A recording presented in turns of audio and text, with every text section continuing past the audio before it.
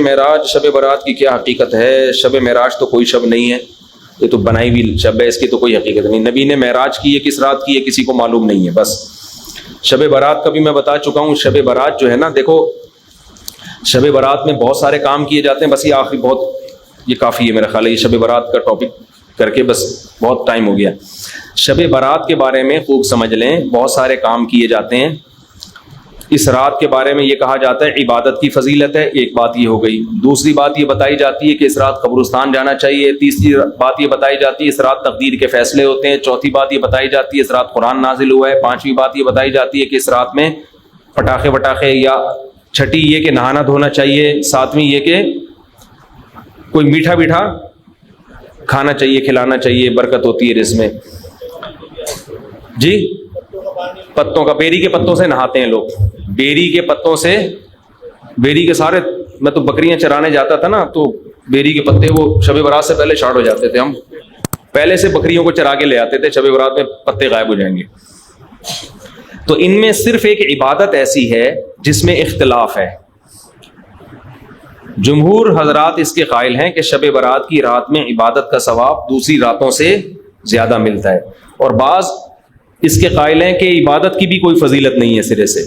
دونوں کے دلائل ہیں، میں نے اس بارے میں آڈیو بیان ایک ریکارڈ کروایا ہے، آپ گوگل پہ سرچ کر سکتے ہیں، شب برات مفتی طارق مسعود، شب برات کے دلائل، آڈیو بیان ہے۔ اس میں شب برات سے متعلق جتنی حدیثیں ہیں، ایک ایک حدیث کی سند پڑھ کے سنائی ہے ہم نے، ایک ایک حدیث کی سند۔ تو اس میں کوئی ایک حدیث بھی صحیح نہیں ہے۔ ہاں یہ ضرور ہے کہ شب برات کی رات کی عبادت پہ کئی ضعیف حدیثیں ہیں، تو اس لیے محدثین کا اصول ہے کہ جب بہت ساری ضعیف حدیثیں جمع ہوتی ہیں تو درجہ حسن تک پہنچ جاتی ہے۔ اس لیے جمہور اس کے قائل ہیں کہ اس رات عبادت کرنی چاہیے، دوسری راتوں سے اس رات عبادت کا ثواب زیادہ ہے۔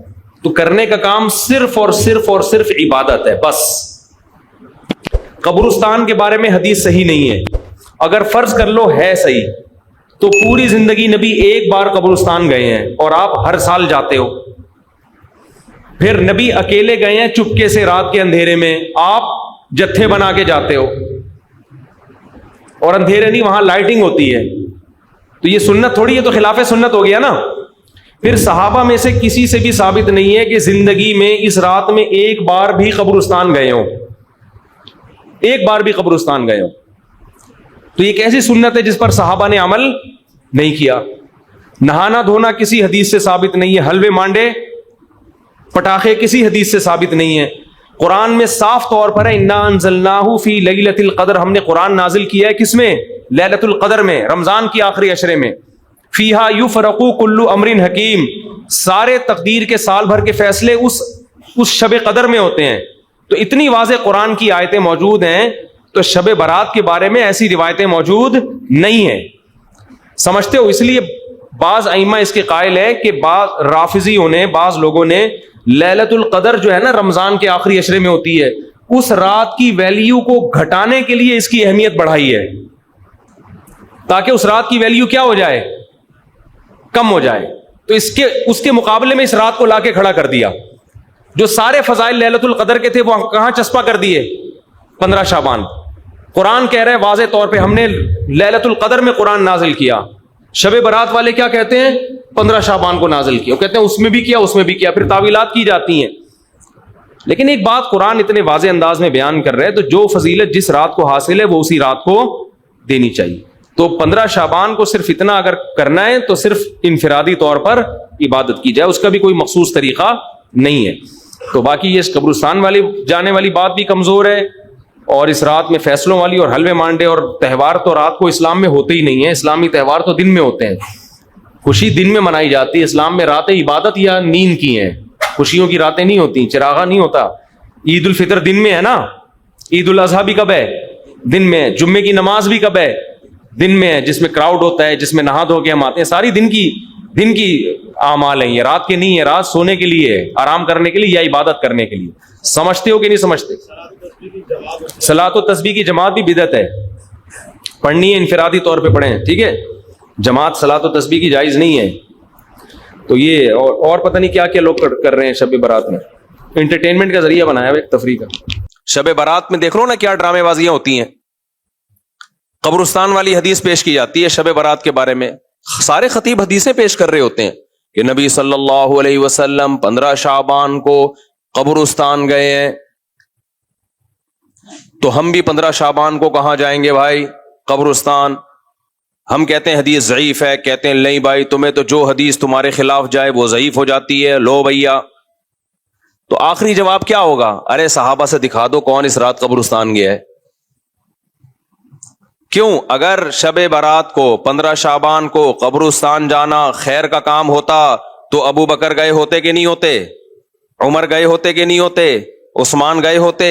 علی گئے ہوتے؟ ابن مسعود گئے ہوتے؟ ابو ہریرہ گئے ہوتے؟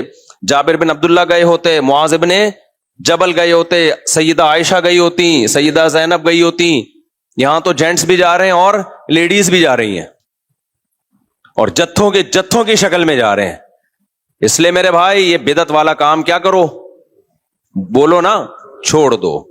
اصل میں میرا اپنا نظریہ شب برات کے بارے میں یہ ہے کہ جو بعض محققین اس طرف گئے ہیں نا کہ اس کی کوئی فضیلت ہی نہیں ہے سرے سے، تو مجھے یہ دلیل بھی بڑی مضبوط لگتی ہے، اس لیے کہ کوئی ایک روایت بھی ایسی نہیں ہے جس میں بہت زیادہ کمزور راوی نہ ہو. کوئی ایک روایت ہوتی نا جو صحیح حدیث ہوتی، کوئی ایک بھی نہیں ہے.